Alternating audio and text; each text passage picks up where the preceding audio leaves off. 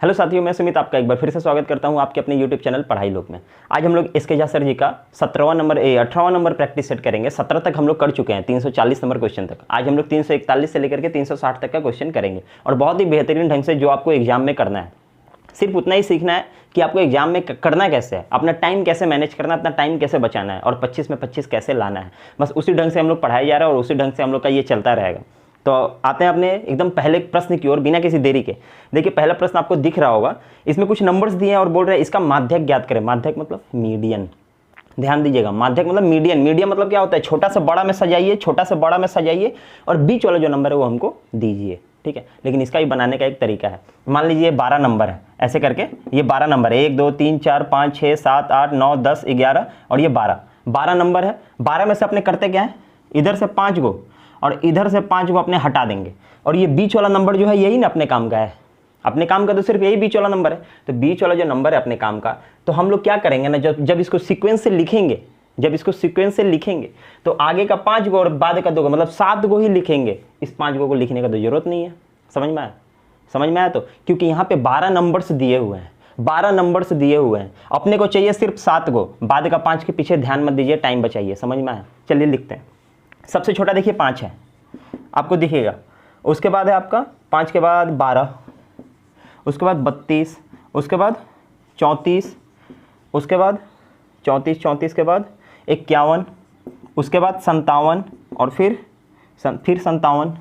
समझ में आया? बस 7 गो, बस सिर्फ 7 गो लिखना है।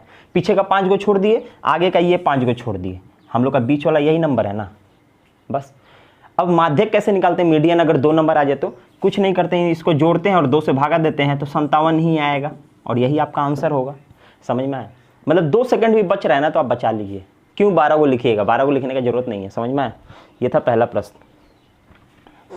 अब देखिए हम लोग चलते हैं 42 नंबर प्रश्न पे। बोलता है एक समानांतर चतुर्भुज PQRS जिसकी भुजाओं की लंबाई 8 और 12 सेंटीमीटर है। देखिए समानांतर चतुर्भुज तो दे दिया, लेकिन इसका आपका भुजा का लंबाई दिया है 8 और 12 और बोलता है 10 सेंटीमीटर लंबा एक विकर्ण है। तो दूसरे विकर्ण की लंबाई कुछ नहीं है। देखिए ये मान लीजिए है, एक विकर्ण आपका 10 दे दिया, दूसरा विकर्ण आपको मालूम नहीं है, ये है 8 और ये है 12, ठीक है, इतना ही दिया हुआ है। इसको निकालते कैसे हैं? दोनों विकर्ण होता क्या है, देखिए पहला विकर्ण का स्क्वायर करेंगे और दूसरा विकर्ण का भी स्क्वायर करेंगे तो ये बराबर होना चाहिए 2 गुना किसका, लंबाई जो है, इसका लंबाई चौड़ाई जो है, मतलब कि L का स्क्वायर प्लस B के स्क्वायर के, इसके बराबर होना चाहिए। ये तो आपको मालूम होगा। बस अब देखिए ये मेरा मान लीजिए 10 का स्क्वायर दिया हुआ है, प्लस ये निकालना है आपको, ये आपका दिया हुआ है, ये है 8 का स्क्वायर प्लस ये है 12 का स्क्वायर, ठीक है। 144 और 64, 208 को डबल करेंगे तो 416, नहीं समझे? अरे 64, ये 64 हुआ प्लस ये 144 हुआ। ये देखिए ना 4 हटा दीजिए, दोनों का 4 हटा दीजिए। 140 और 60 200 और 4 4 8 मतलब 208। अब 208 का जब डबल करेंगे 416, 208 का डबल करेंगे 416, तो इधर मेरा हो गया 416, इधर हो गया मेरा 100 प्लस D2 का स्क्वायर इज इक्वल टू 416। इस 100 उधर भेज के माइनस कर सकते हैं, एकदम कर सकते हैं। इधर लाके 100 माइनस कर दिए तो ये मेरा 316 ना हो गया। लेकिन इधर देखिए ये D2 का स्क्वायर है, ये स्क्वायर है, तो स्क्वायर है तो क्या करेंगे, अंडर रूट लगा देंगे दोनों साइड। ये देखिए ये अंडर रूट से तो ये कट गया, यहाँ मेरा दूसरा डायगोनल निकल गया। लेकिन ये कितना होगा? एक बात समझ में आ रहा है, 316 है, 324 कितना का स्क्वायर होता है? हम बोले 18 का, इतना तो मालूम है ना। तो ये 18 से कुछ कम होगा। ऑप्शन देखिए, ऑप्शन में आपको मिल जाएगा 18, 17, 17.8, 17.5, थोड़ा सा कम है ना, तो 17.8 आंख बंद करके करिए और भागिए। आपको रुकने की जरूरत नहीं है सवाल में, 17.8 ही आंसर होगा। ज़्यादा कम रहता तो फिर 17.5 करते। समझ में आया? यह है इसका बेस्ट तरीका। अब देखिए अगला सवाल क्या कहता है, 343 नंबर। 2 वर्षों के लिए एक निश्चित राशि पर साधारण ब्याज और चक्रवृद्धि ब्याज क्रमशः 8,400 और 8,652 है। ब्याज की दर ज्ञात कीजिए। कुछ नहीं है, मेरा तरीका अपनाइए, एकदम आंख बंद करके। 2 साल है, 2 ही साल था ना, हाँ 2 साल। बोला है सिंपल इंटरेस्ट जो है ना, सिंपल इंटरेस्ट वो मिला है 8,400 और कंपाउंड इंटरेस्ट जो है ना वो मिला है 8,652, ठीक है। 8,652। हमको मालूम है कंपाउंड इंटरेस्ट ज़्यादा मिलता है, इसलिए ज़्यादा मिला है, क्योंकि कंपाउंड इंटरेस्ट क्या करता है ना, पहला साल में जो इंटरेस्ट मिलता है उस इंटरेस्ट का भी इंटरेस्ट लेता है। इतना मालूम है आपको, बस ये पहला साल है, ये दूसरा साल है, ठीक है। अब देखिए सिंपल इंटरेस्ट का एक फंडा है, 8,400 मिला है ना, कोई फॉर्मूला नहीं लगाना है, एकदम ध्यान से देखिए। 8,400 है ना, सिंपल इंटरेस्ट कहता है ना कि हर साल मेरा बराबर ही रहता है, हर साल हम बराबर ही देते हैं। तो 8,400 है, 2 साल में मिला है, मतलब कि हम बोल सकते हैं कि 4,200 पहला साल मिला है, 4,200 दूसरा साल मिला है। एकदम आंख बंद करके बोल सकते हैं, समझ में, क्योंकि ये साधारण ब्याज है, साधारण ब्याज हमेशा बराबर मिलता है हर साल, समझ में आए। तो 4,200 इसको मिला, 4,200 इसको मिला। कंपाउंड इंटरेस्ट में भी ये चीज़ मिलता है, लेकिन कंपाउंड इंटरेस्ट में क्या होता है, पहला साल का जो इंटरेस्ट है ना, इस इंटरेस्ट का भी इंटरेस्ट मिलता है। तो क्या मिला है, अरे ये जो 252 रुपया हमको दिख रहा है, यही ना ज़्यादा मिला है, 252 रुपया, मतलब ये 252 रुपया मेरा क्या है, इसका इंटरेस्ट है, इसका इंटरेस्ट है, बस खत्म हो गया सवाल। ये इसका कितना परसेंट है, वही तो रेट है, समझ में आया, यही ना करना था। 252 रुपया 4,200 का कितना परसेंट है, रेट खत्म। ये देखिए 00 से 00 काटे, 42 से 42, 6 6 दिन 12, वाह 6 बार में कट गया, 6%। आंख बंद करके मारिए, आंसर है, समझ में आया, यही तो रेट था। अगर मेरा क्लास कर रहे होंगे रेगुलर तो आपको ये फंडा समझ में आ रहा होगा, मेरा यही तरीका है, बिना फॉर्मूला बताना। अगला सवाल देखिए क्या कहता है, 344 नंबर। चलिए इसको थोड़ा लिखना पड़ेगा।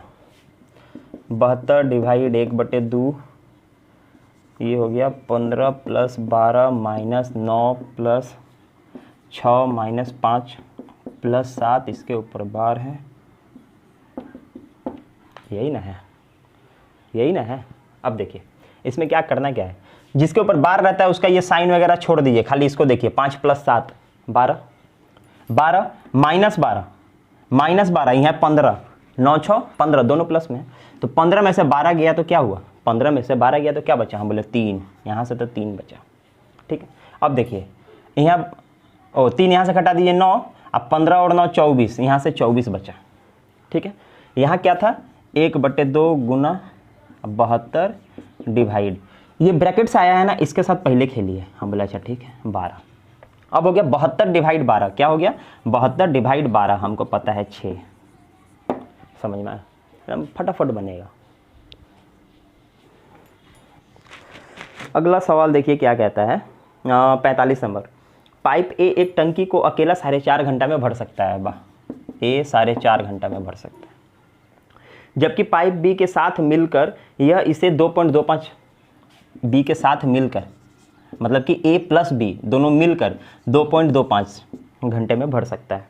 यदि केवल पाइप ए को आधा घंटे के लिए चालू किया जाता है, जिसके बाद पाइप बी को भी चालू कर दिया जाता है, तो टंकी को भरने में कितना समय लगेगा, मतलब टोटल समय।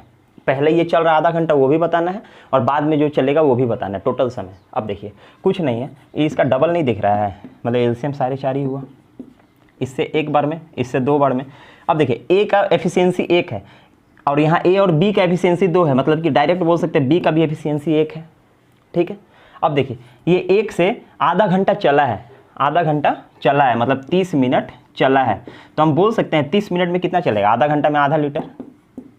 1 था उसका आधा 0.5, तो 0.5 तो चल गया, 4 लीटर और उसका कैपेसिटी बचा हुआ है, 4 लीटर और खाली है, मतलब 30 मिनट, ये 30 मिनट में आधा लीटर भर दिया है। अब बचा है 4 बचा है, तो दोनों मिल के अब करेगा, मतलब ये वाला दोनों मिल के ए + बी 2 से करेगा, एक इसका 2 से करेगा। अब तो अब 2 से करेगा तो इसको कितना देर लगेगा, हम बोले 2 घंटा, मतलब हम डायरेक्ट बोल सकते हैं कि 2 घंटा 30 मिनट इसको लगेगा टोटल समय, 2 घंटा 30 मिनट इसको लगेगा टोटल समय पानी भरने में।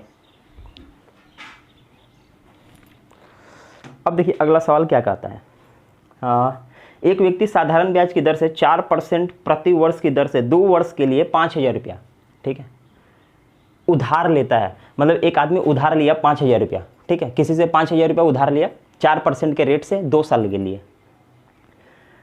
वह इसे 2 वर्ष के लिए, मतलब उतना ही समय के लिए 6.25% की वार्षिक दर से अन्य व्यक्ति को दे देता है, ठीक है। प्रति वर्ष उसके द्वारा प्राप्त लाभ ज्ञात कीजिए, कुछ नहीं है। 4% में हम लिए, 4% में हम कर्जा लिए हैं और 6.25% में हम किसी को दे दिए, उतना ही समय वही अमाउंट, तो कुछ नहीं, ये जो अंतर होगा, ये जो अंतर है 2.25%, यही ना मेरे को फ़ायदा हो रहा है, यही तो मेरा फ़ायदा हो रहा है। हम 6.25% ले रहे हैं किसी से, 4% तो दे दिए किसी को, मतलब कि वो जो 2.25% बच रहा है वही मेरा है। तो बस यही निकालना है, 2.25% ऑफ 5,000 रुपया, यही तो फ़ायदा है। निकालना कैसे यार, कुछ नहीं। ये 10% ये 1%, 50 रुपया 1% है, तो 2% 100 रुपया है, प्लस 0.25% निकालना है, मतलब 4 आना निकालना है। तो 1% तो 50 है, ये 50 जो है 1% है, हमको 4 आना चाहिए, मतलब कि 1/4 चाहिए। 1/4 मैंने क्या, 25, 25 का आधा 12.5, यही ना चाहिए।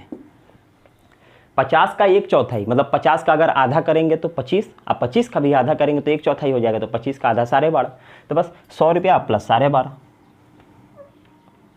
12.5 मतलब कि 112.5, यही ना फ़ायदा होगा। समझ में आया?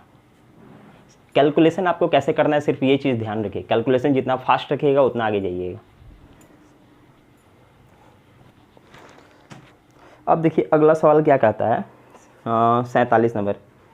एक काम को 11 दिनों में कर सकता है, एक काम को 11 दिनों में कर सकता है, जबकि बी को इसे अकेले करने में 16.5 दिन लगते हैं। बी को करने में 16.5 दिन लगेगा। उसके बाद सी के साथ मिलकर काम पूरा करने में उन्हें 5.5 दिन लगते हैं, मतलब कि ए प्लस बी प्लस सी 5.5 दिन। ठीक है, यदि सी और डी मिलकर 22 दिनों में काम कर सकते हैं, सी प्लस डी जो है वो 22 दिन में कर सकता है, तो डी को अकेले कार्य पूरा करने में कितने दिनों की आवश्यकता होगी, डी कितना दिन में करेगा। ठीक है, यही पूछा है, कुछ नहीं। ये देखिए एलसीएम लेना तो आता होगा। ये देखिए हमको दिख रहा है 16.5 गुना 33, 33 33, यहाँ 22 आ गया, 33 सबसे हो रहा है 22, मतलब 10 से गुना कर 330। ये देखिए एलसीएम कितना हुआ, 330। ठीक है, ये सब चीज़ सिखा दिए हैं, आप लोग अपना प्रैक्टिस करिए। ठीक है, अगर एलसीएम इससे सीखना हो तो फिर प्लेलिस्ट में आप जाके सीखिए।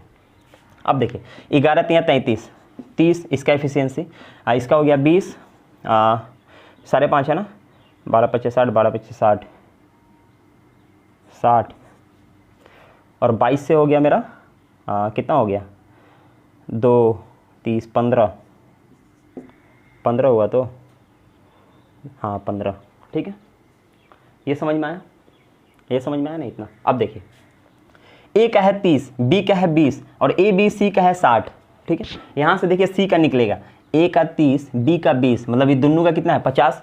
तो यहाँ देखिए ए और बी का तो 50 है, इन दोनों का तो 50 है, तो ये जो 60 हुआ है मतलब कि सी का मेरा 10 है एफिशिएंसी, और सी का एफिशिएंसी अगर 10 है और दोनों मिलके अगर 15 है, तो डी का एफिशिएंसी कितना हुआ, हम बोले 5 हुआ, क्योंकि सी 10 है तो डी 5 ही होगा, तभी ना दोनों मिलके 15 हुआ, तो डी का एफिशिएंसी हम निकाले हैं 5। ठीक है 5, तो 330 काम है, डी कितना दिन में करेगा, तो हमें 5 6 30, 5 6 30, 66 दिन लगेगा, 66 दिन लगेगा। समझ में आया, 66 दिन, ऑप्शन में डी नंबर, डी। समझ में आया? कैलकुलेशन थोड़ा फास्ट रखिए, कुछ नहीं करना था सवाल में, सिर्फ लेंदी बनाया गया था। आप लोग इसको रोक रोक के लिखिएगा, हम क्योंकि तुरंत मिटा दे रहे हैं, तुरंत करवा रहे हैं, आप इसको मतलब कि थोड़ा देर रोक लीजिए तब लिखते रहिएगा। अगला सवाल देखिए, 800 आदमी किसी काम को 30 दिन में पूरा कर सकते हैं। ये देखिए 800 आदमी किसी काम को 30 दिन में पूरा कर सकते हैं, तो टोटल काम यही हुआ, टोटल काम यही ना हुआ। 2 आदमी अगर 2 दिन काम करता है तो 4 आदमी हो गया, वही टोटल काम था कि 4 आदमी का मेरे पास काम था, और 2 आदमी काम करने आया है तो 2 दिन करेगा, तो टोटल काम अपना यही है। 800 आदमी 30 दिन तक काम करेगा तो टोटल काम हो जाएगा। उसके बाद बोला है 12 दिन काम करने के बाद 80 आदमी काम छोड़कर चले जाते हैं, बाकी बचे लोग द्वारा शेष काम को कितने दिनों में पूरा किया जा सकता है। कुछ नहीं है, टोटल काम तो इतना था कि 800 आदमी 30 दिन काम करेगा तो मेरा काम खत्म हो जाएगा, लेकिन क्या हुआ ना, 800 आदमी जो है वो 12 दिन काम किया, 12 दिन काम किया, 12 दिन तो हाँ, ये 800 आदमी 12 दिन काम किया, फिर क्या हुआ ना कि 80 आदमी भाग गया, मतलब अब 720 आदमी बचा है, 720 आदमी बचा है। ये अब कितना दिन काम करेगा, बस यही पूछा है, कुछ नहीं है। अब देखिए इसको गुना करिएगा, फिर इसको गुना करिएगा, ये प्लस माइनस, प्लस में है इधर लाइएगा, फिर माइनस करिएगा, यही ना करिएगा, फिर उसको नीचे लाके काटिएगा, उतना मत करिए। ये देखिए ये 800 गुना 30 है इधर, इसको इधर ले आइए, माइनस 800 गुना 12 है इज इक्वल टू, इधर है आपका 720 गुना x। ठीक है, इसको अभी इधर ले आए। अब देखिए 800 कॉमन कर लीजिए, गुना, अब देखिए 30 माइनस 12 यही है, 30 माइनस 12 मतलब 18, 18 हुआ। अब बस ये सॉल्व होके यही बचा है, देखिए अभी भी गुना मत करिए, ये सॉल्व कर दिए, ये बचा है। अब देखिए ये गुना में है ना, चलिए इधर लिखते हैं, समझ में आएगा। ये गुना में है तो ये 720 नीचे आएगा ना, बस कुछ नहीं करना है, देखिए लाइन से बनेगा। एक बार इसको समझ लेंगे ना तो एग्जाम हॉल में ये लाइन लिखेंगे और सीधा ये लाइन लिखेंगे, कुछ नहीं लिखेंगे। अब देखिए 0 से 0 काटे, 18 चौके 72, ये 4 से काटे 20 बार में, x का वैल्यू कितना निकाल दिए हम लोग, 20 दिन, 20 दिन खत्म। समझ में आया क्या किए? एक बार समझ लेंगे तो ये लाइन के बाद आप डायरेक्ट इस लाइन में आएंगे, कुछ नहीं करना है। अगला सवाल देखिए क्या कहता है, 349 नंबर क्वेश्चन आप लोग देख लीजिए। मैं क्वेश्चन थोड़ा हटा सकता हूँ क्योंकि ये थोड़ा लेंदी बनेगा। 3x स्क्वायर प्लस 2ax, इसको लिखिए, देखिए सही तरीका बताएंगे कैसे बनाना है। 3x square plus 2ax plus 4b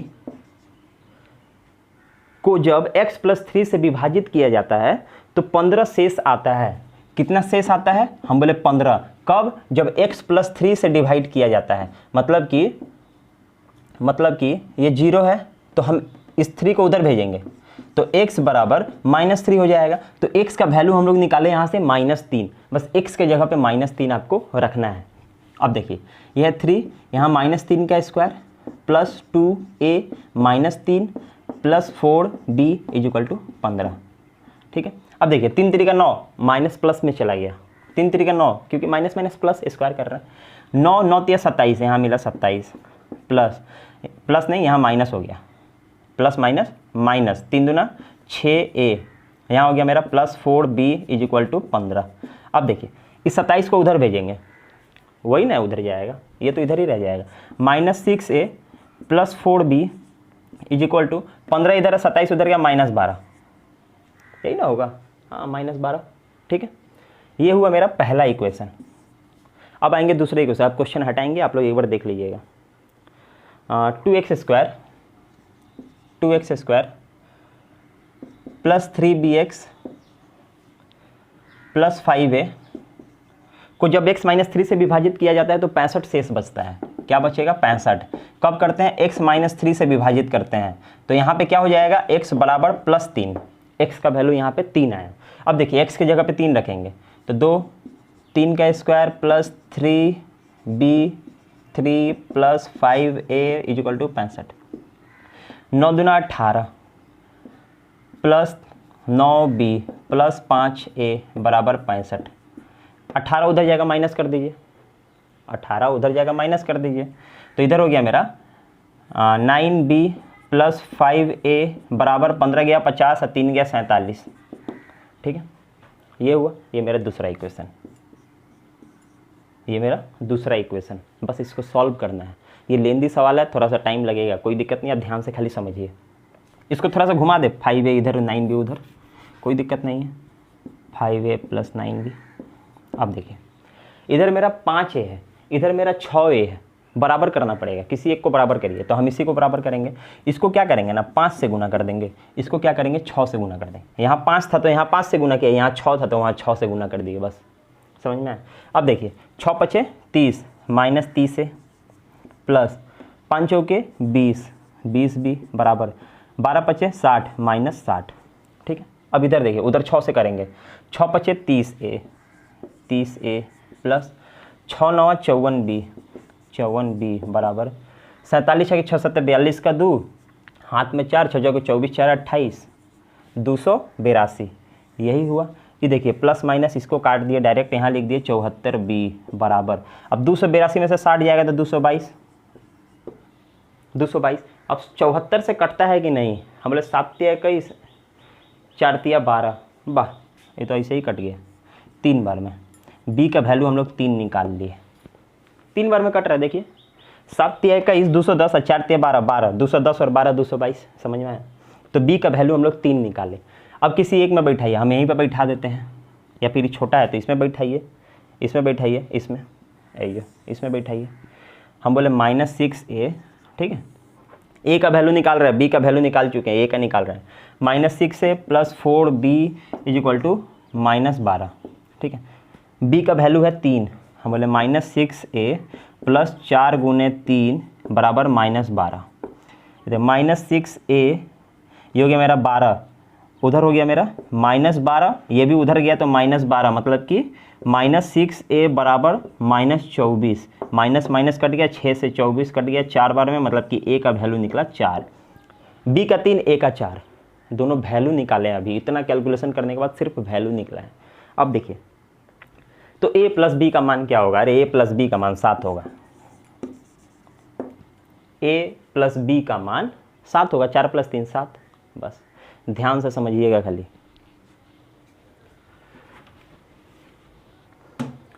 अगला सवाल देखिए क्या कहता है, 350 नंबर। 100 और 200 के बीच कितने पूर्ण वर्ग है? 100 और 200 के बीच, समझ में? 100 और 200 के बीच मतलब कि 101 से लेके 199 तक, समझ में? नहीं तो 100 लीजिएगा ना तो ये भी 10 का स्क्वायर है, समझ में? तो कुछ नहीं करना, 101 और 199 के बीच में तो मुंह से बन जाएगा। 11 का होता है, 12 का होता है, 13 का होता है, 14 का होता है, 15 तो 225 हो गया ना, 4 को होता है, 4 को पूर्ण वर्ग है, ठीक है, मुंह से बनाना था। अगला सवाल देखिए, एक समलग्न की घूर्णी समरूपता का क्रम, समलग्न ऐसे ऐसे ऐसे ऐसे, ठीक है, ये है समलग्न। इसका घूर्णी समरूपता मतलब घुमाने के बाद एक जैसा कब होगा? कभी नहीं होगा। ये एक बार ऐसे जाएगा, एक बार नीचे चला आएगा, मतलब कि एक बार बना के दिखाते हैं। देखिए एक जैसा लग रहा है नहीं ना,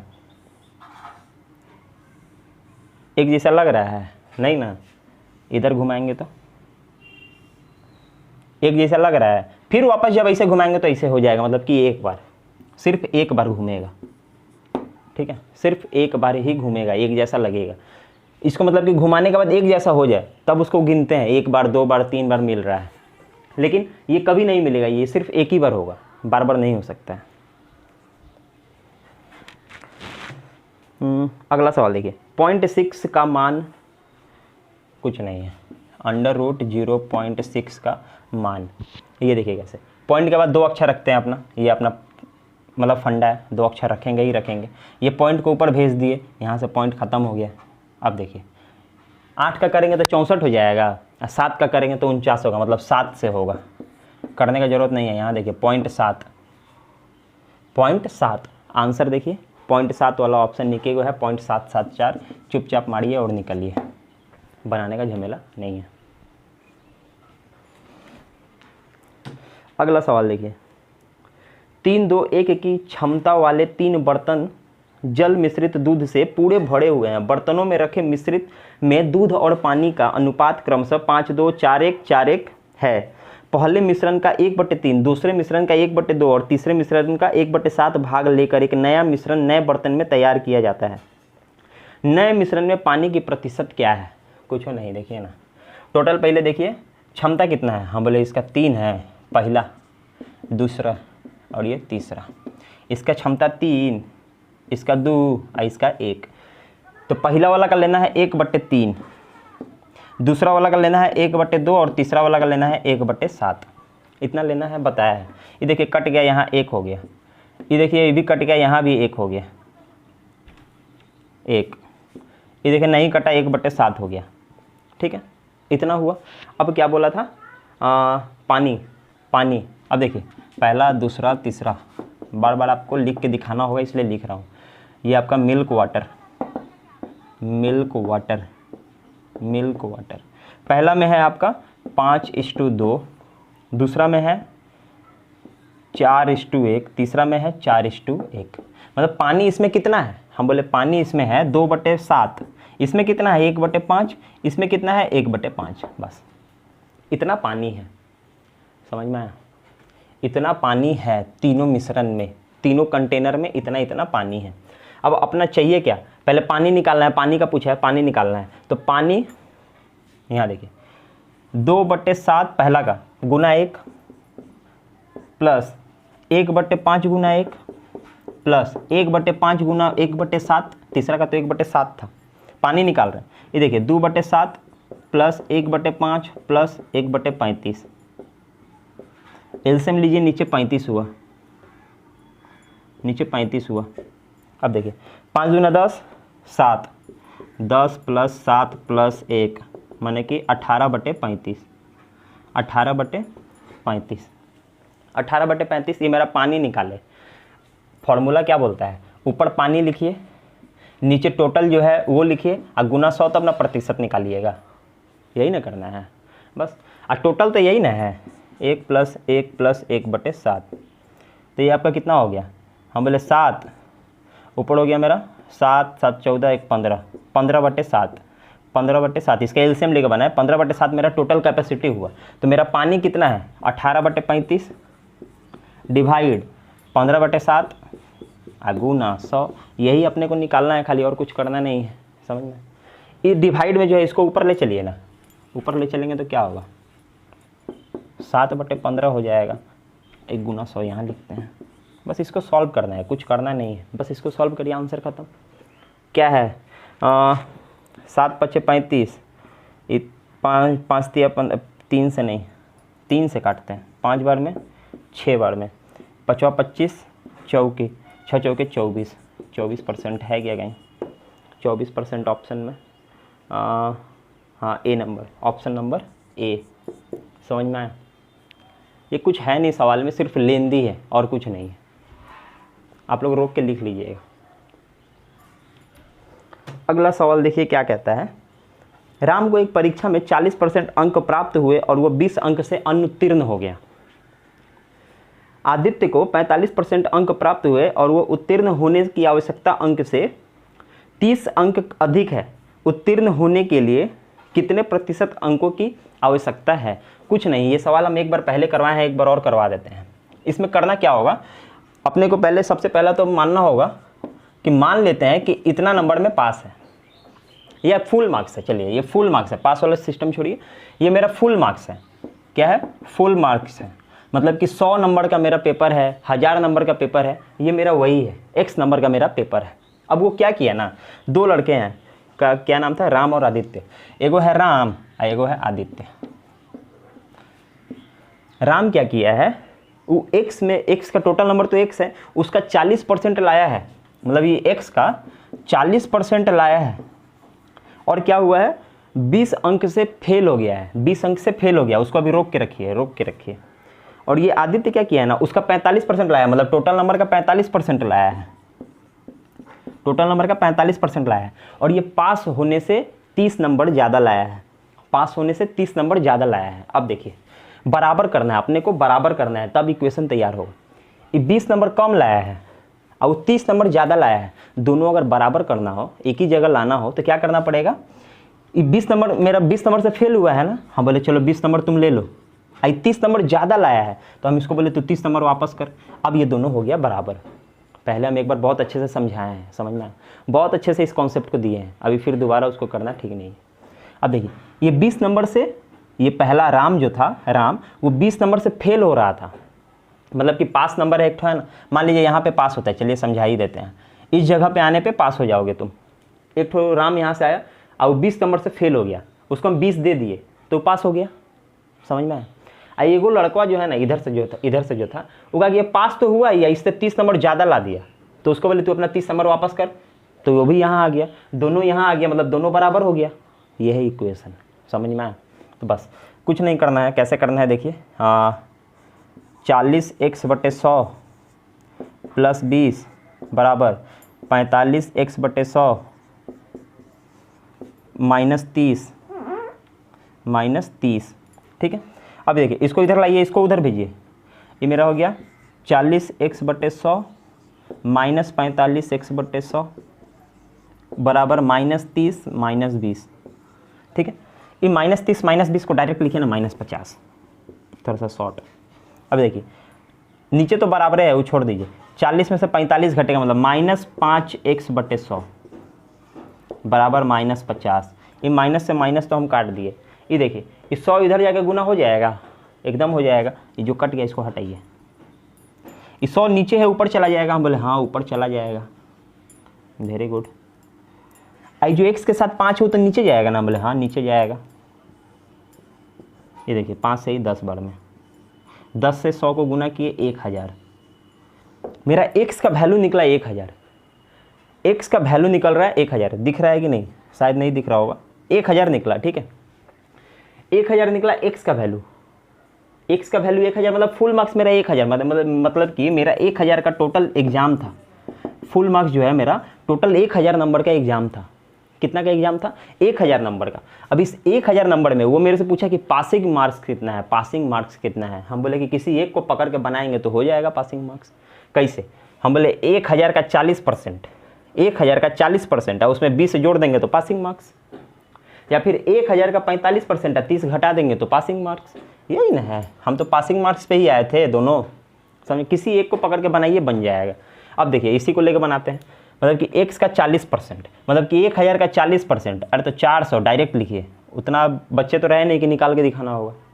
1000 का 40% 400, और उसमें 20 जोड़ दीजिए तब ये पास होगा, मतलब 420 तब आएगा, 420 तब आएगा। या फिर इसको लेकर बनाएंगे तो देखिए 1000 का 45%, 45% और उसमें से 30 घटाएंगे तो 1000 का 45% 450 और 30 घटाएंगे तो देखिए 420 आ जाएगा। किसी एक इक्वेशन को लेकर बनाइए ना, बनेगा। तो 420 नंबर मेरा पासिंग मार्क्स है, पासिंग मार्क्स है 420। तो 1000 का 420 कितना परसेंट है? हम बोले कि 42% है। ये सब तो बच्चा लोग निकालता है, देख के बताइए, समझ में आया? 42% यही आपसे पूछा था, बस देख लीजिए एक बार। अब देखिए अगला सवाल क्या कहता है, ए, बी और सी एक साथ एक कार्य को 45 दिनों में पूरा कर सकते हैं। ए, बी और सी 45 दिन में कर सकते हैं। यदि केवल ए और बी कार्य करते हैं तो उन्हें कार्य करने में 54 दिन लगते थे। ए और बी अगर सिर्फ काम करे तो 54 दिन लगेगा। उसके बाद बोला है केवल बी और सी कार्य करते तो उन्हें पूरा कार्य करने में 90 दिन लगेगा। बी और सी अगर करता तो 90 दिन लगता। यह भी क्वेश्चन बोला है, यदि बी ने अकेले कार्य किया तो उसे कार्य पूरा करने में कितने दिनों की आवश्यकता होगी। सिर्फ बी का पूछा है, बस कुछ नहीं करना है इसमें। करना ही क्या था, कितना हो रहा है, 9 दूना 18 कट रहा है क्या, 9 तिया 27, 270, 45 दूना 90, इससे तो कट रहा है 6 बार में। 270 54 से कट रहा है क्या, 18 तिया 54, हाँ कट रहा है 270, ठीक है 270। अब देखिए 45 दूना 90 और 9 तिया 27 मतलब 6 बार में, ठीक है। ये देखिए 9 तिया 27 से तो दिख रहा है, 54 से कितना बार में कट रहा है। हम बोले 5 25 और 5 चौके 20, 5 चौके 20 और 5 चौके 20, 5 25 250 और 5 चौके 20, हाँ वेरी गुड, 5 बार में कट रहा है, ठीक है समझ में। अरे 540 का आधा भी है, दिमाग थोड़ा सा कम चला। अब देखिए तीनों मिल के 6 काम कर रहा है, ए और बी 5 काम कर रहा है। ए और बी अगर 5 काम कर रहा है, तीनों मिल के 6 काम कर रहा है, मतलब सी 1 काम कर रहा है। सी अगर 1 काम कर रहा है, दोनों मिल के 3 काम कर रहा है, तो बी मेरा 2 काम कर रहा है। तो बी का एफिशिएंसी हम 2 नहीं निकाल लिए, तो 2 है, 270 टोटल काम है, 2 से काम करेगा तो कितना होगा 135 आंसर, बस समझ में आया। अब देखिए 356 नंबर, 12 पारियों के बाद, देखिए पारी वाला बार बार क्वेश्चन आता है। 12 पारियों के बाद एक बल्लेबाज का प्रति पारी औसत स्कोर 55 था, ठीक है। 12 गो में उसका औसत था 55, मतलब टोटल नंबर यही था, वेरी गुड। 14 पारियों के बाद उसका औसत स्कोर बढ़कर 60 हो गया, मतलब 14 को जो पारी खेला ना, 14 को जो पारी खेला है उसका औसत 60 है। मतलब यहाँ से अगर इसको गुना करें, इसको गुना करें या घटा देंगे तो बीच में जो नंबर बचेगा ना वो 2 ठो पारी मिल के होगा, क्योंकि 12 गो का ही 14 गो का है, 13 नंबर और 14 नंबर का नंबर मिल जाएगा अपने को। अब देखिए यदि बल्लेबाज ने 14वीं पारी में पिछली पारी की तुलना में 20 रन अधिक बनाए हैं, देखिए बोल दिया 13 नंबर और 14 नंबर पारी का बात हो रहा है, 13th और 14th। 13वां में जो रन मारा है ना, 14वां में क्या किया है, इस रन से 20 नंबर ज़्यादा मारा है, 20 नंबर बोल रहे, 20 रन ज़्यादा मारा है। इसमें अगर x मारा है तो इसमें x + 20 मारा है, समझ में आया। तो ये मेरा 12 गो का टोटल प्लस 13 नंबर में x और 14 नंबर में x + 20 हो गया, समझ में आया। कुछ नहीं करना था, इसको गुना करना पड़ेगा। हम बोले 550 और 110 660, समझ में आया। प्लस x 2x प्लस 20, अरे प्लस 20 इसको भी इधर ही जोड़ देते हैं, 80 कर देते हैं इसको। लीजिए इसको सॉल्व किए, इतना आया बराबर। इधर हो गया मेरा 60 है, जो कि 24 840, ठीक है। ये 680 उधर ले जाएगा, माइनस करना है, अरे कुछ नहीं करना है। 20 है, 700 140 160, 2x बराबर 160। कैलकुलेशन फास्ट रखिए, जितना ज़्यादा फास्ट आप कर सकते हैं। 2 से इसको काटे, x बराबर 80, x बराबर 80 मतलब 13वां पारी में मेरा 80 रन है और 14वां पारी में मेरा 100 रन है, क्योंकि 80 से 20 ज़्यादा। पूछा किसका है? 13वीं पारी में कितने रन बनाए? 13वीं पारी में 80 रन बनाए, 80 रन आंसर। बस 14वीं पूछता तो 100, खत्म। अगला सवाल देखिए, 357 नंबर। एक निश्चित धनराशि पर 12% की वार्षिक दर से 5/2 वर्ष में प्राप्त होने वाला साधारण ब्याज, कुछ नहीं है, डरा रहा है खाली। 12% से 5/2 साल, अरे तो कुछ नहीं है, 30% का बात कर रहा है। प्राप्त होने वाला साधारण ब्याज उसी धनराशि पर 10% की वार्षिक दर से 7/2, अब देखिए 10 के रेट से 7/2 वर्ष में, मतलब कि 35% का बात कर रहा है। मतलब उसी राशि पे 30% और उसी राशि पे 35%। साधारण ब्याज से 50 रुपया कम है, ऐला यही तो है। परसेंटेज में भी तो 5% का अंतर है, 5% कम है। देखिए 35 था, 30 है, 5% कम है, तो ये 5% जो 50 रुपया के बराबर है। 50 रुपया कम है, हम बोल रहे हैं कि 5% कम है, और वो बोल रहा है 50 रुपया कम है, मतलब ये 5% जो है 50 रुपया के बराबर है, बस। उसके बाद क्या बोला? धनराशि ज्ञात करें, अरे कुछ नहीं। 5% अगर 50 है, 50 जो है 5% है, तो 100% कितना है? हम बोले 1000। समझ में आया? 1000, बस। अगला सवाल देखिए, 358 नंबर। यदि 3x + 4y - 24 = 0 का ग्राफ निर्देशांक अक्ष वाला त्रिभुज OAB बनाता है, यहाँ O मूल बिंदु है और x + y + 4 = 0 का ग्राफ निर्देशांक अक्ष वाला त्रिभुज OCD बनाता है, तो एरिया OCD का क्षेत्रफल कितना होगा? एंगल OCD का क्षेत्रफल कितना होगा? पहला तो बात ही देखिए, एक ग्राफ होता है, ये O होता है। मान लीजिए कि ये मेरा AB है, यही मेरा AB है, ठीक है। इसका दिया हुआ है वैल्यू 3x + 4y - 24 = 0। इसका एरिया निकालते कैसे हैं? आपको बताया था बहुत पहले, याद होगा कि नहीं? एरिया निकालते कैसे हैं? किसका एरिया? एक मिनट लिखने दीजिए। एरिया ऑफ एंगल OAB, ठीक है, OAB, इसका एरिया, ये है A, ये है B, ये है C। इसका फॉर्मूला क्या होता है? C²/2AB, यही ना होता है, यही ना बताए थे। तो C मेरा है 24, तो 24 का स्क्वायर, 24 × 24, और नीचे है 2AB, मतलब 2 गुना A कितना है? 3 गुना B कितना है? 4। प्लस माइनस पे ध्यान मत दीजिएगा, क्योंकि एरिया किसी चीज़ का निकालिएगा तो कभी नेगेटिव नहीं होता है, तो नेगेटिव लेने का और सोचने का ही जरूरत नहीं है। प्लस माइनस पे ध्यान ही मत दीजिए। ये देखिए 3 दूना 6, 6 जो कि 24, 24 से एगो 24 खत्म, कितना निकला? इसका एरिया निकला, एंगल OAB का एरिया निकाले हैं 24। अब निकालेंगे उसका एरिया ऑफ एंगल, क्या था एक तो OCD, तो इसका भी करेंगे C²/2AB।